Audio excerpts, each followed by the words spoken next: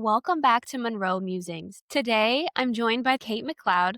She's an actor turned creative consultant who's redefining what it means to live and work in alignment.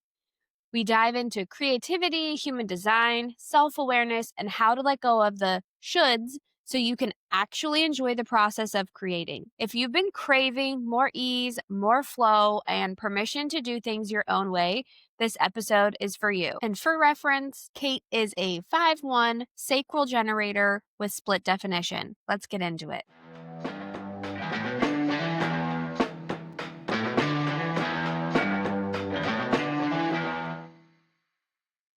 Hi, Kate. I'm so excited to have you here today. Can you give everyone a brief introduction of who you are and what you do? Yes. Thank you for having me on, Krystal. I'm really excited to be here. I am Kate McLeod. I am a creative consultant and entrepreneur and creator. I started out as an actor and then went very quickly into writing and then started my own production company. And by way of that, started creative producing and creative consulting. And so I started my consulting business and it's called Me3. It is all about optimizing a creative conscious for people. I really believe that everybody is inherently very creative because they are creations in their own right. And I love talking to a creative thinker about the ways they think, why they think what they think, and how they can think better for their own creativity, how they can better serve their natural creative nature. Me3 came to me because we talk so much about the conscious and the subconscious. And my idea about the creative conscious is that leveraging the knowledge from the two of those gives you a creative conscious that you can develop yourself because we are just so far advanced as human beings. And we've just adapted more into being able to have more creative control over our own brains. Yeah, I've struggled with creativity a lot, and I don't have quite as many creative things in my chart as you do. But one of my main pieces is about sort of creativity, and I've always been like, oh, that's like my main thing, and I don't tap into that. And I'm like, no, I'm just so conditioned to do book smart things and not allow for that other side to come out. And I have found the more I move away from, I just finished my doctorate in September, and like the more I Congratulations. Thank you. The more I move away from the academic and the writing and the it has to be so structured, I'm like, oh, I have so much more freedom to tap into that. That makes so much sense.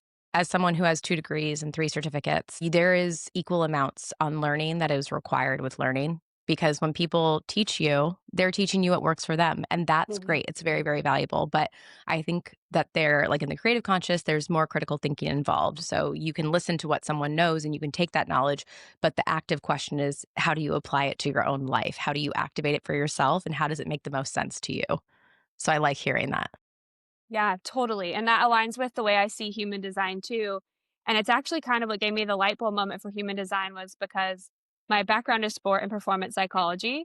And that was very the academic version is this is how everyone should set goals. And this is how everyone should communicate. And this is how everyone should do all these things basically the same way. And then in the personal development world, it felt very similar, just a little more rah. I'm going to motivate you. But everyone in this stadium should do this exact thing that I said because it's what worked for me and it's what made me successful. And then I found human design and I was like, those people just tapped into their way and it made them successful because they were aligned. And no, shade to them, they're teaching the way that made them successful, but it's Yeah. not meant for everybody else to copy. Correct. Because what works for one person will not work for the other person. If you think that that is true, you are seriously devaluing the value of a human and also the multifaceted nature of a human. We are all so different. We have so many different experiences.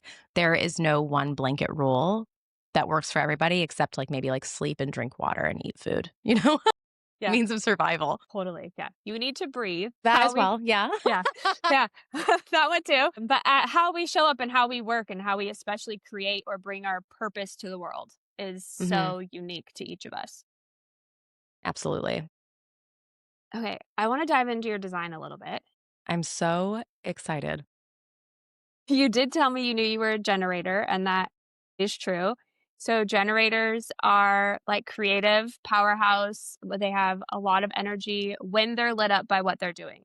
And so there's this need for them to find the things that light them up so that they can build that big, I call it juicy energy that everyone wants to be around. It's magnetic and it overflows to the rest of us, but only if they're lit up. And one of the traps of generators is getting caught up in the shoulds because people realize you're so capable and you have all this energy and you could do these things, they ask you to do things. And when you do the things you should do rather than the things that are like a hell yes, you end up depleting your energy because you weren't using it in the aligned ways. Well, that hits. Good. I mean, You not know, good. I was talking to you earlier before we started about like this season I'm in, and it's very much a big transition season, big growth season. And it's become freeing in a way because a lot of people, a lot of things, a lot of thoughts have like fallen to the wayside. And so it's interesting because I feel like so much space around me. And it's because I've eliminated the shoulds. And it's because I've eliminated people asking me to do things that aren't lighting me up, or I'm just seeking my own joy right now. I'm really seeking my own fun and what makes the most sense to me and what like really does, like you just said, light me up. That's very generator of you. That is Mhm. some of the suggestions I would give when I'm coaching generators is if you're not finding that things are showing up because generators are magnetic, you kind of need to create space for it to show up. And that is by eliminating some of the shoulds or by, squeezing in. Everyone's life is a little different, but squeezing in something that does light you up and give you that energy back. For generators too, their strategy, which is how you create aligned opportunities, it's to respond. So that is like something shows up and you respond to it, whether it's something you see on a post or hear in a podcast or a friend says, you're not meant to like make something happen out of nothing. It's like a gut response to some sort of stimulus. So like, oh, that thing lit me up. I want to go for that. Or, oh, no, that's a no. Or there's just like some visceral response for you to something that showed up. Oh my God. It's hard because I love planning, but that Yeah. does work. And I grew up in a household where we were told that social media was stupid and not to pay attention to it. And I've been reconditioning that myself as I've gotten older and expanded my work and my businesses. And I've started to like become that person who DMs people. And I never, like 10 years ago, I would have been like, no, you don't do that. But like DMing people, being like, I love your work. Like, I want to see more of it. Or asking a question as if like this person's already been my friend for like 5 years. I love that so much. Yeah. My type's a little different. We're not meant to so much do that, but it's also like you were responding to like that. You saw something, it made you feel like, oh my gosh, yes. And so, in that sense, the universe was like, that was you being on track. You were Yeah. following that like gut response to the thing you saw. Yeah. You said yours is different? Yeah, I'm a projector and we're Okay. meant to wait for the invitation. So instead of just responding to something or anything, we're meant to like literally be invited by somebody. What has that been like when you're trying to get, like when you're building your Yeah. business and you're getting clients and getting people on your podcast? What's that been like? It's, I mean, I had learned the human design part a little bit before this, so that's helpful. And I just had to wrap my brain around like, okay, on my channels, if someone is following me or connected to me, they are opted in. They have invited me to share with them whatever my broad thing is. They opted into that. Um, but it's not specific guidance. It's not like I'm gonna say like, "Hey, I saw this post and here's some advice for you." So I can't give someone their specific advice without them asking for it. If that's how I see it, the nuance there. Cool. Yeah, That's it. interesting. Yeah, they're like be seen, but don't reach out, but do this. Yeah, it was weird. It's a little weird to navigate. That's a pretty hard balance to like it feels like you'd have to recalibrate that balance pretty frequently. Yeah, and I was, in direct sales for a while. I was like, "Why does this not work for me?" And it's like, that's why. You're not, like, meant to do cold reach outs and stuff, like, that's just so repelling of my energy to people. Gotcha. Yeah, one of the best explanations I've heard for projectors is that they're a lighthouse. Like, put your work out in the world, be the lighthouse, people can see you, and they can, like, be guided by you if they choose, but you're not out there, like, trying to shine a flashlight at each boat. You Yeah. exist and you shine it out broadly until someone asks. What's the best comparable you've heard for generator? Mm. I don't know that I've heard a story like that so much. It's the response. It's the shoulds. It's really those aspects of it that are super like important and repeatable because most experience the shoulding. Mm, mhm. Yeah. And the signs that you're on or off track for a generator are satisfaction or frustration.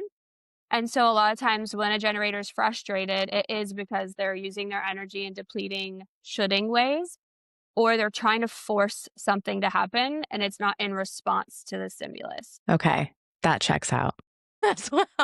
And then satisfaction comes from like, are you satisfied by how you used your energy? Are you going to bed feeling like delightfully spent? Did you use it all up throughout the day? Because they'll tend to have a harder time sleeping if you don't use up that energy, and then be frustrated if you didn't use it in a satisfying. Okay. I'm thinking about like my week. There are things I don't enjoy doing that I've had to do. And those are nights when I don't sleep. But, I went to bed 2 days ago, just like it was like a dream fall asleep because that morning I had like met with a new connection at a top agency, got my nails done, bought some new batteries for cameras, and then recorded two podcast captures of my own, one with a astrophysicist and the other with a harpist. And I was like, oh, best day ever. And then afterwards I went to a lecture on why we're wired to wonder. So like a day like that is like really my fave. You're totally lit up and satisfied and delightfully spent. You got all the like every wicket hit. Yep, exactly. I'm either on set or like doing that like talking to interesting people and learning things that I didn't know anything about formerly. Amazing. I talk to people too. It's like real life. We all have things we don't want to do. Like, and even if it's like take out the trash. And so, there's like, even if it's not in the job, there are life things that are just life things. And Yeah. so, until or unless you can delegate all of those things, which most of us are not ever going to delegate all of them, can you sandwich it with other things that do light you up? Can you reframe it for yourself in a way that's like, well, I deserve to live in a clean home and I don't want to live in a home filled with trash. So, like, even if I don't enjoy the actual activity, you're like rewiring that for why you deserve to have it out of your home. Yeah. That's a cool new perspective on that. That's a smart shift to like get it in line with like how you're designed to be aligned with it. That makes sense to me. And it's not, I don't think it'll trick your energy into being like, ooh, I love taking the trash out. It's just a little bit more of a, instead of thinking of like, oh my God, I have to take the trash out, it's like, I get to live in a clean home. But I would rather spend more time in the mental space of I deserve to live in a clean home as opposed to, ugh, I don't want to take out the trash. Like one sounds super fun, the other sounds really draining. Exactly. Perspective. What else did I want to tell you? Okay. Your profile is a 5-1. Have you heard of this part? Mm-mm. Okay. So profile is kind of the role you're here to play. It also can speak to how you learn, how you interact with others. It speaks to a few different things. It's always made up of two numbers. So yours is a 5-1. It's actually the same as mine and the same as Owen's. So Cool. Shout out, yeah. Owen. So a lot of times when people have this same profile, they have some sort of resonance. You might not be able to put words to it, but there's just a resonance amongst people, even if you only share one of the numbers, but we all share both as a 5-1. The 5 is like an innovative problem solver. They are just really good at giving practical solutions to people's issues. And it's more of like a consultative. It's like, I'm going to pop in, save the day, and pop back out. And then I'm going to go maybe pop in over here and save the day and pop back out. And how does that land for you? My God. No. Before I started consulting professionally, my fiance had said to me one night, how many calls do you get a day? He's like, how often are people calling you asking for advice in the industry or their work or their businesses? And I don't know, a lot though. And then I was like, five, maybe typically five people a day, 3 to 5. And he's like, you need to start charging for that. I was like, yeah, I do. And so I started doing that. But I am very good at looking at a problem and assessing the best solution for it. And that's because I am a creative thinker. And that's because I don't see a tool. If you tell me it's a hammer, I'll say, yeah, it's a hammer, but it's also a lot of other things too. I can look at every single tool multidimensionally and see that there are other uses for it. A friend of mine had done like outreach at one point to some reps and put it through an automated system, but something happened to the automated system. And so it didn't fill in everyone's name personally. So it looked like a mass email. And he called me freaking out. He's like, what do I do? And I was like, listen, to be completely honest, this is the most you thing. And this is an opportunity for you to show them who you are. Say that you are trying to do this in a way that someone prescribed to you, which is reaching out to all these people. And then I said, and tell them that it isn't a system that's efficient for you, and tell them that you often do this because when things are not aligned with you, you don't show up as yourself, but being with them, being represented by them will align with who you are. And so we had like a really cool, like creative solution arise out of that where I'm like, you see this as a problem. And I'm saying it's just a pivot. You still can get back to where you want to go. So good and so representative of Yeah. this energy.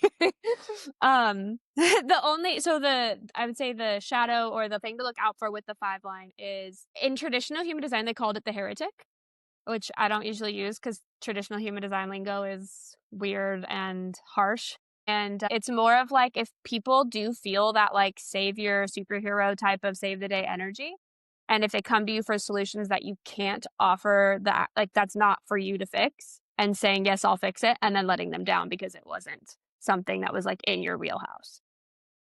So it's just basically it's having boundaries around what problems you do solve.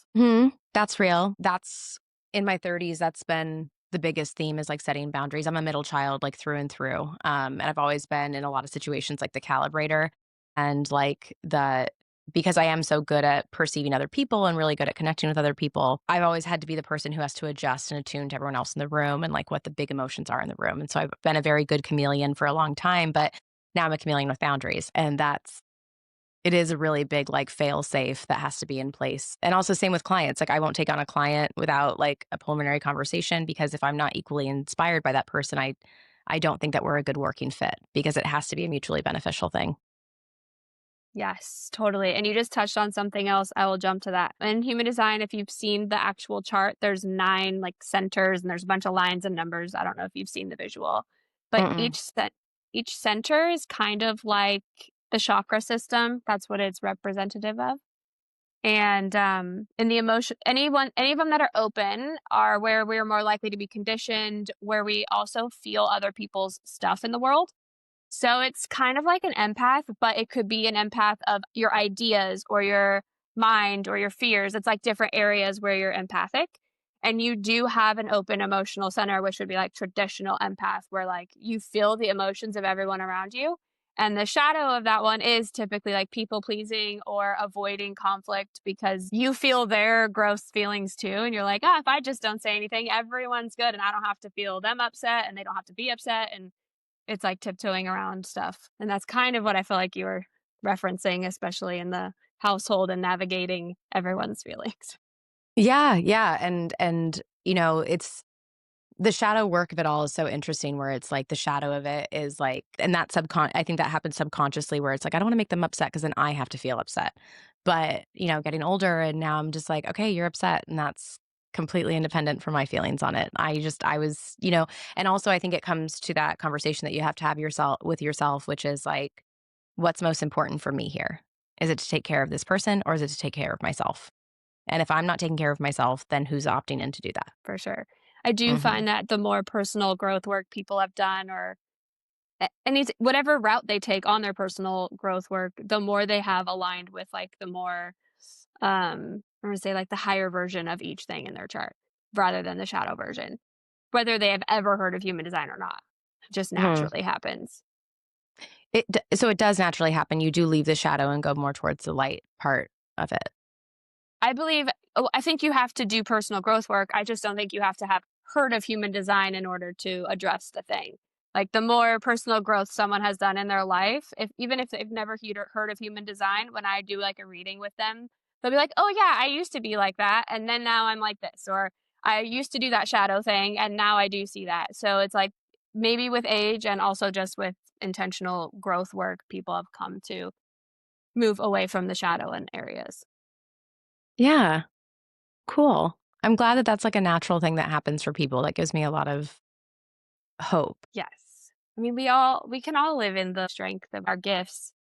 I think it's just moving away from a lot of the programming and conditioning and abandoning of self and into the more Mhm. authentic, healthy self who's conscious of what they Yeah, have going on. yeah. Okay. So when I was looking up like your website and your posts, and I actually had a few of your posts saved, which I want to talk about today. But I was like, okay, so much of this is about creativity, and it's about so much more. Our work aligns a lot, again, but from completely different angles. I feel like, and we'll talk about that. I have some quotes from your post, but you have a few places like you have gate 1 in your chart, which is like the gate of creative pioneering and authentic expression and bringing new and innovative ideas to the world. And so I was like, yeah, that tracks that you would have that in your chart. That's it's nice to know because it comes so easily to me, and I think the hard part for a long time, especially because my first career and my always, like, heartbeat career is acting, and there's so much rejection involved in that, and it's such a difficult industry that I've convinced myself that all work has to be really hard, and, so when I figured out that I could do creative consulting and creative producing, it felt weird at first because I was like, "I'm not drained after I leave this, I'm not exhausted, like, I'm not getting, like, the same kind it's not the same trials and tribulations as it was with acting." Yeah. So, I mean, to me, that means you kind of found more of your route. And I wonder if there is like a world in which acting doesn't feel as draining, or do you think it's just almost inevitable for you with the way acting is? The business itself, as it has been for a long time, is. When I am acting, it is the best thing ever. It's the most fulfilling thing ever. It's the job to get the job. And what I realized as soon as I left school and was acting full time for a couple of years, so I was like, I have no leverage here. And I'm sitting around waiting for someone to give me permission. And that feels out of alignment with me.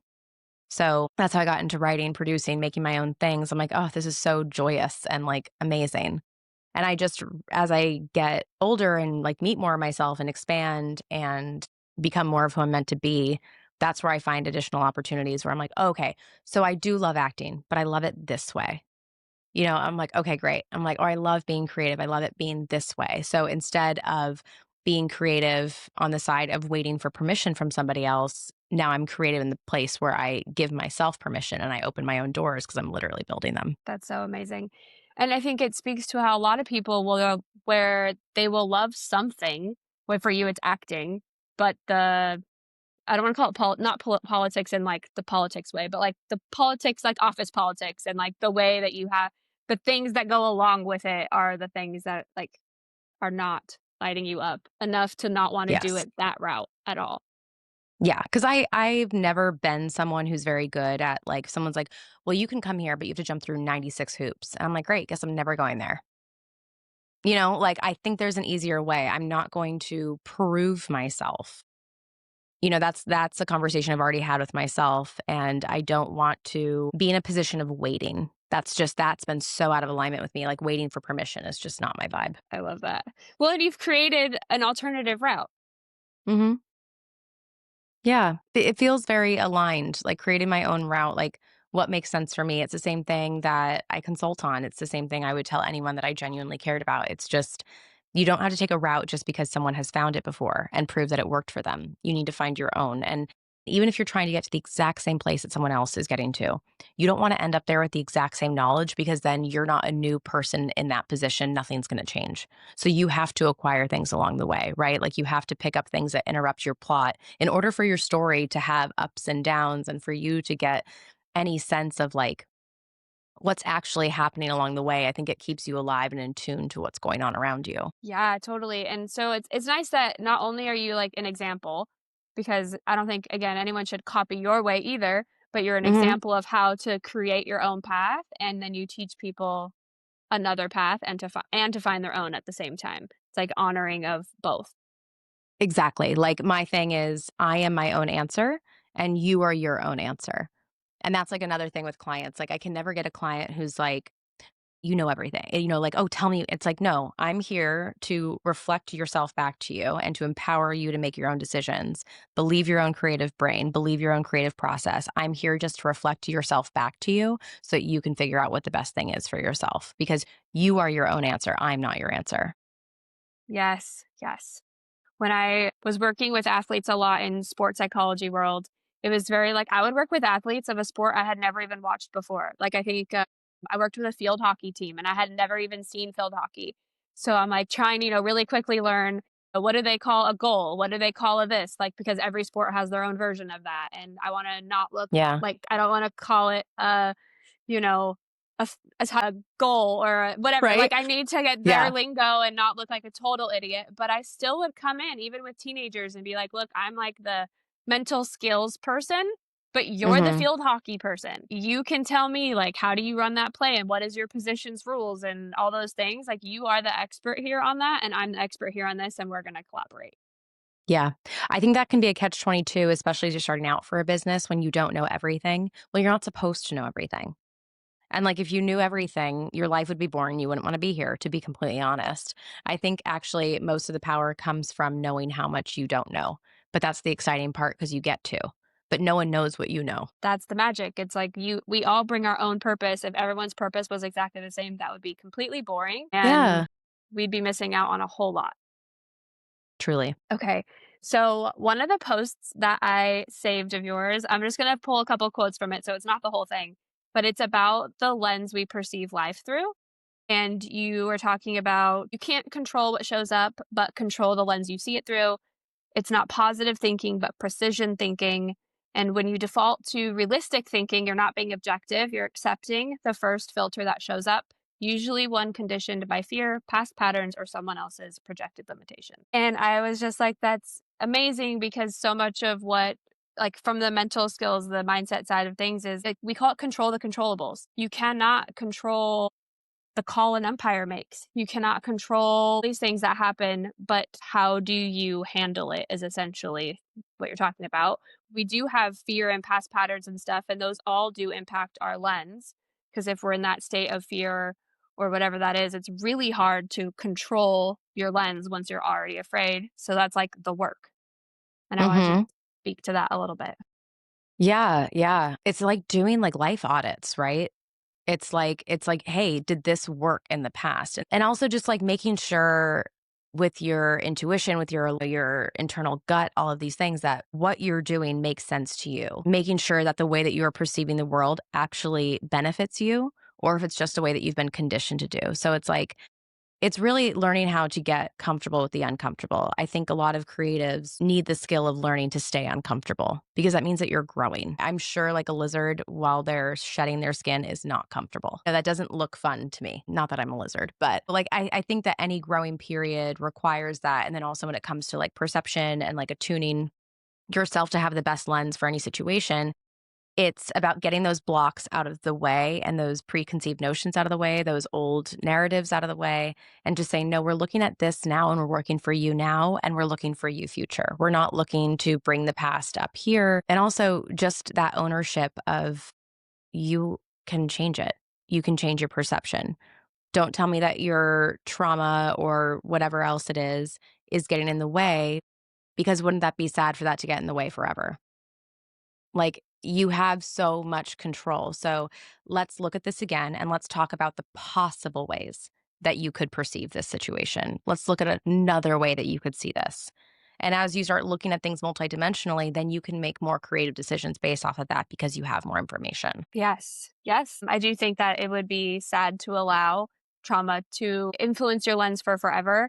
There's a non acknowledgement there that that is a thing and it like it's some Absolutely. but it's something what do people say basically it's not your fault it happened but it's your responsibility at this point to make the changes you need to make and address it in whatever route works for you.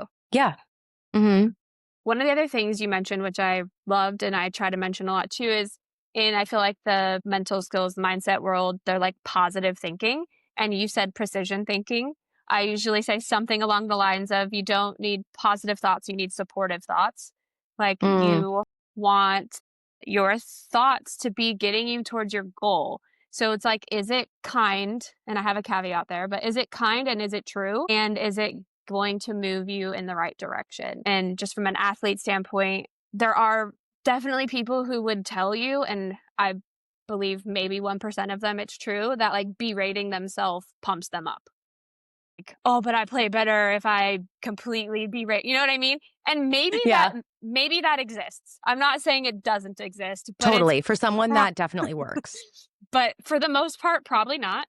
And then there's the flip side. There's like the negative thinking or the, thinking about what you don't want. Like, oh, don't strike out. Don't miss this kick. Don't fumble this ball. Don't. And what I feel like we're both basically saying is you want to think like, what do you want? And how do you get there? And what are the like constructive, productive thoughts that are going to move the needle that direction? And also start your pattern now for thoughts that are more enjoyable for you. Think about your user experience of the thoughts. I don't want to go around thinking, well, I don't want this to happen. I don't want this to happen. I don't want this to happen because I'm thinking about it. Instead, I want to go, okay, great. Those are all possibilities. But instead, I'm going to repurpose this energy and go over here and brain energy. And I'm going to start thinking about all the things that I do want to happen and what would happen. And just like find more expanders, find more possibility. Cause it's like if I believe in more possibility, you're going to see more possibility too. It's contagious in both directions. Yeah. Humans are just mirrors. Yeah. And unfortunately, the negative tends to be a little more contagious, and that's just our like primal brain wanting to keep us safe. And so that's why this is all something we train and we consciously change because we don't want to be stuck in that loop of like, oh, just survive. Like, no, I want to thrive, which takes a fully different perspective. Yes, exactly. And I love that you have such a intimate history with working with athletes. I love an athletic brain because you can tell the difference of people who's played sports and who didn't. And what I love about sports is it's not about me being the star. It's about us winning this game. It's about the thing in between, and it's about all of our contribution to this thing in the middle and a relinquishment of ego so that you all can focus on the thing in the middle and making it about what you're all collectively trying to do. And like, are there stars? Absolutely. Are there standouts? Of course. But that's for other reasons. When it comes to the game, you are focused on the game and focused on how you all are going to do this together. You tell your teammate, hey, you would have done better doing this. Take that because they're literally all going towards the same goal. Yes. Athletics has so much to contribute to life. I think that's part of what the draw was for me. And when I was learning all of the things, I'm like, oh, this applies to everybody, is life Hmm. skills. It's life skills for everyone. And we Yeah. just are giving them to the elites. But I want everyone to know how to change these little things because, everyone is contributing in their own way. And if they can contribute from their authentic self and they can contribute with like their purpose versus being stuck in this loop, the world would just be such a better place. Yes. And also, I think the more contributions we have, the more options we'll have to choose from. Yes. And will we change that perspective to see opportunities rather than like limitations? Correct. Yeah, totally. Okay. The other thing that you had posted, and I think we actually even talked about this, was about goals having their own evolution and you basically giving the goal some personification. So you said, I have my evolution and so does my goal. Everything active is constantly changing. Know the goal, but don't assume you know what it's going to look like along the way. Start chasing feelings instead of rigid goals, how you want something to feel along the way and when you arrive. Yes. Yeah, I think that's so funny. That brought up for me when I was growing up and we were told we had Christmas lists that we got to write. My Christmas list to Santa every year was the movies I wanted to be in, the actors I wanted to play opposite. It's like I'm like that's what I want. This is what we're doing today. And I didn't get and I wasn't in a James Bond movie before I was 13. I mean, that was like a huge letdown. I was like, what the heck? I mean, I don't even know what a pre-13-year-old would be doing in a Bond movie, but you know, I have no doubt in my abilities. I have no doubt in the success that I will achieve. It just doesn't look like how it did when I was a kid. And that's great because a kid was the one making up the dreams. And not to like, say a kid can't make dreams and, make them happen, but the person who I believe in the most and feel the most conviction in is myself today. And that happens continually every single day. I'm like, oh God, I'm the best version today. I'm the best version today. I'm the best version today. So the goals that I'm chasing for clients, for me three to go to its next level, to scale, these things like I've had to change my mind so many times. I've had to pivot so many times. And to ignore the pivots would be to ignore the circumstances, which are like literally the facts around you, to ignore the people around you who are supporting you, your environment. And so I chase the feeling of accomplishment. I chase that feeling of fun, that feeling of play. And I know it's all going to happen, but I've had to realign myself to be excited about what it can look like instead of it having to look like what I want it to look like. And also the smartest version of myself is going to be down the line. I'm still meeting her. I'm still going towards her. And so she knows what it's going to look like. So it's not my business yet. I just know what I'm chasing, what I'm feeling. And my job right now is my conviction, my work ethic, and nurturing my creative nature. Like, it's I mean, for you, it's taking the right next step. Yes. Yes. And that right next step, I will know it's right when it's time to take the step. Right. And I think there's a place, again, this is where I kind of was like, oh, sports psychology was just not quite hitting the spot for me. Where it's Yeah. like, these are great foundational pieces with goal setting because they are like, set your big goal, but it has to be a Hmm. smart goal. It has to be like, measurable and specific and all these things. And then set your performance goals and your process goals. And there's totally magic to that instead of just dreaming big. Like, you can't sit on the couch and do nothing. Like, there does have to be something happening.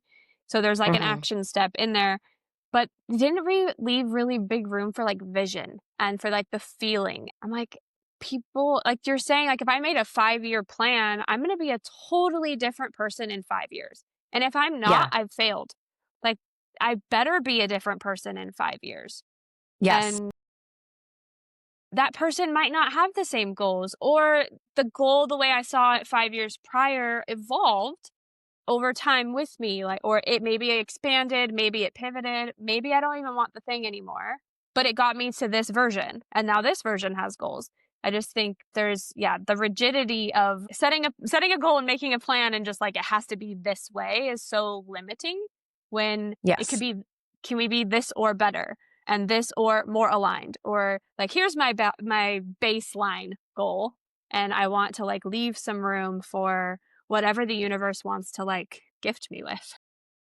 Yeah, and also just you don't have all the information yet. And I think that we also need those ego deaths along the way. If you would have told me when I was a kid that I would be anything other than an actor, I would cry. But now it's the most exciting thing. I'm like, I'm an actor, I'm a writer, I'm a producer, I'm a creative consultant, I'm an entrepreneur. Like, I have so many cool things. And I realized I am such a creative human that I can't just do one form of creativity. I love business.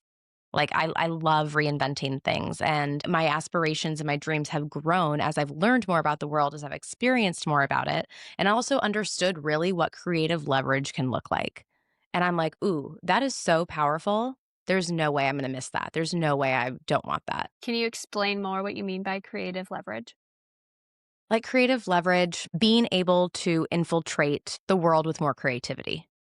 Like leverage. If I have, with my production company, with my consulting business, with these things, I have more leverage to share my opinions, to share my thoughts, to share my creativity, to let it impact more of the world. And so, like, that's the reason I volunteer so much. And I'm on entertainment boards and I'm trying to network constantly. I'm a networking queen. And it's because I'm like, hey, guys, I have really good ideas that light me up. And I know they will light you up too. I've seen this work with clients, I've seen this work with so many people.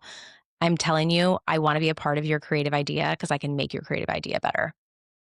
And it's still your idea. It's still your idea. But like, I want to just help you get this because I know how good it feels. So amazing.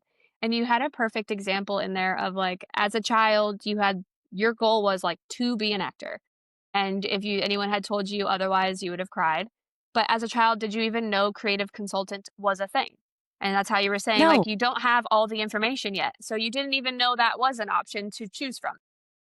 Yeah, yeah, and when I first started, like, being an entrepreneur as well, I was in a room and I'll change what I say, I do depending on the room because it just depends on what the audience is or who the audience is, and someone was like, "What do you do?" I said, "I'm a creative consultant and entrepreneur," and he goes, "That sounds made up." I said, "Yeah, it is, the world is." Where I'm like, "Yeah, it Yeah. is made up. Everything's made up. Literally Yeah. just opt into it. Just approach it with a little bit more ease." And that just reflects back to me that this person only subscribes to known titles. And for me, when someone's like, I don't know what someone would say, but, or you're like, I love approaching this through human design. I'm like, tell me more. Interested immediately because I don't know what you just said and I would love to know more. And that's a more It's fun way to live in the world. I meet so many cool people that way. Yes, I will say same thing for me. I struggle with explaining what I do. And I'm the same way. If you would have said, "Oh, I'm a creative consultant," I would be like, "Ooh, what is that?" 'Cause or like, Mhm. what does that mean to you? Because I've worked in property management as like the property manager of an apartment complex, so multifamily Mhm. housing. And I had a friend who I met through permaculture when I was designing permaculture landscape designs. And Wow. I would have been like, "What do you call yourself?" And he's like, "A property manager." And I'm like, "That's so funny because he's managing a farm through permaculture principles and he's calling himself the exact same thing I'm calling myself. They are both official titles, but they mean drastically different things." Now I'm like, "Oh, I'm a performance coach," but a lot of people will think that means strength and conditioning. So I'll say, I have a doctorate in sports psychology and I combine that with human design."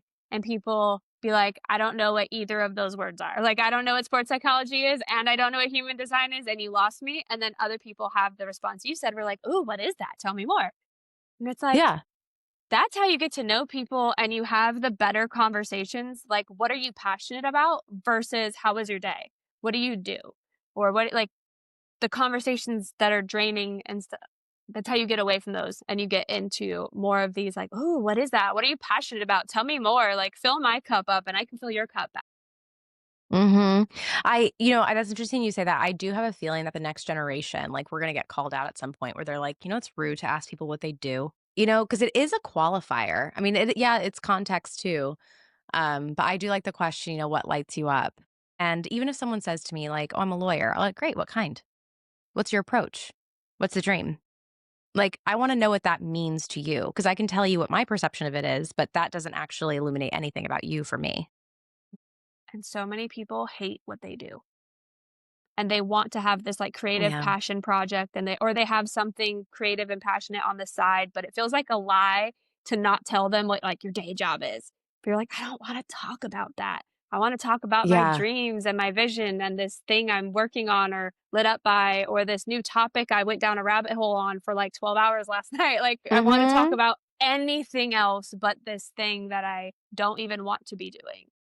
And also the truth of it too is I'm asking because I'm trying to build an empire. I'm doing this because I am creating a brilliant place for creatives to thrive.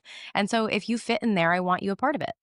And also like as a that's my producer brain too. Is like, what do you do? How does it work? And how is it malleable? How else can it work? And also if you're not happy right now, I'm telling you, I will be your new bestie to tell you how to reutilize the information that you have, the knowledge, the expertise. I can tell you another way that that works. So amazing. So it's like, I mean, you're opening yourself up to like go deep with someone instantly, basically. Like, Yeah. please don't give me small talk. I can't do small talk. I mean, I Yeah. can when I need to, but I have a bandwidth for small talk. But even in small talk, I will throw in a deep question there because I have questions. you know? Yes. Everyone has so much depth. They really do. Hmm. I love that. We can bring it out of people. Yeah, I'm really good at that. Yes. So tell everyone how they can work with you, what you have to offer. I know you have quite a few things going on, but what is available for people? Yes. Right now, Me3 is getting a makeover. So, Me3 is my creative consulting subscription platform. You can find out more about it on my Instagram, which is at Foxy McLeod, or the official Me3 page, which is Me3 by KM. I also have a podcast called Authenticated, which is all about authenticity in artistry and patterns that we can see.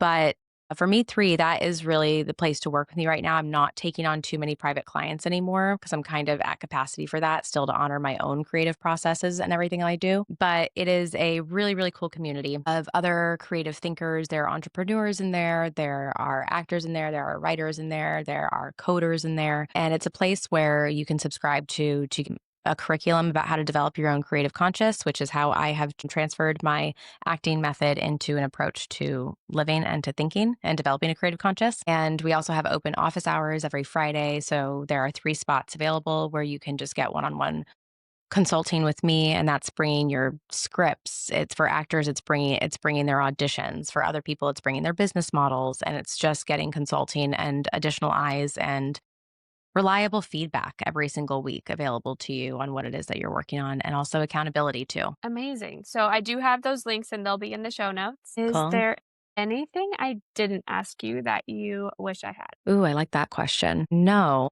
but is there anything in my chart that you believe would surprise me? Surprise you? Interesting question.